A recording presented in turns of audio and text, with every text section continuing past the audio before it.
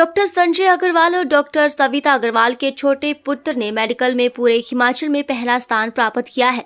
अपनी top ranking को बरकरार रखते हुए उन्होंने ये मुकाम हासिल किया। इससे पहले वो 10th में भी हिमाचल में पहला स्थान हासिल कर चुके हैं। सत्यम अपने पिता और भाई की तरह वे भी एक सर्जन बनना चाहते हैं। सत्यम ने बायोलॉजी ने पूरे 100 नंबर लिए हैं। सत्यम ने कहा कि सिलेबस देखकर डरना नहीं चाहिए, बल्कि छोटे छोटे गोल सेट कर मुकाम हासिल करना चाहिए। उन्होंने कहा कि कभी भी स्ट्रेस नहीं लेना चाहिए और खेलकूद की तरह इसे हॉबी की तरह आप भी पढ़कर एंजॉय कर सकते हैं।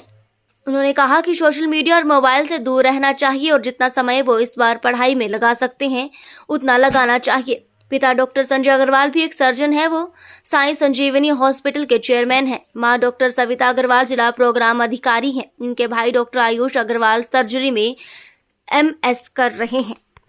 इस साल की CBSE क्लास 12 परीक्षा में मेरे 97.4% आए हैं।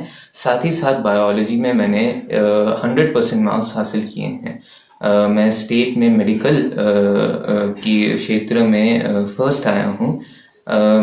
मेरा ऐसा मानना है कि मैंने जो इतने सारे अंक प्राप्त किए हैं इसके पीछे मेरी सिर्फ मेरी ही नहीं बल्कि मेरे पूरे परिवार की मेहनत है। स्पेशली मेरे parents doctor Sanjay Agarwal and doctor Savita Agarwal, जिन्होंने इस पूरे रास्ते में मुझे काफ़ी सहायता दी है। उन्हीं के मार्गदर्शन के कारण मैं इतने अंक प्राप्त कर पाया हूँ।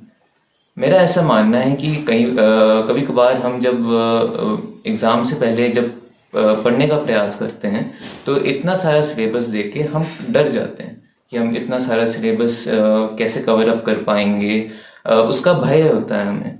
तो मेरा ऐसा मानना है कि प्रिपरेशन के लिए हमें छोटे छोटे गोल सेट करने चाहिए।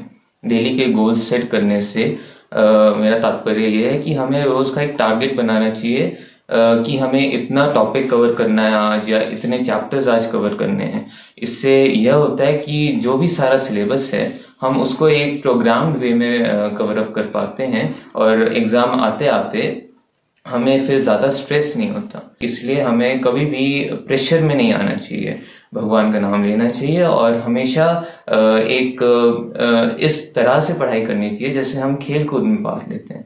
हमें हमेशा पढ़ाई को एज को एक्टिविटी, जैसे एक को करिकुलर एक्टिविटी, एक हॉबी की तरह लेना चाहिए, जिससे हमें ऐसा लगेगा कि पढ़ाई एक खेल की तरह ही है और हम प्रेशर में नहीं आ पाएंगे। साथ ही मैं ये कहना चाहूँगा कि कई बार हम जब पढ़ने बैठते हैं तो हमें डिस्ट्रैक्शंस बहुत सताने लगती हैं। इसलिए मेरा मानना यह है कि हम जितना दूर सोशल मीडिया, मोबाइल फ़ोन्स और बाकी लैपटॉप आदि उपकरणों से जितना दूर रह सकेंगे उतना हमारे लिए फ़ायदेमंद होता है।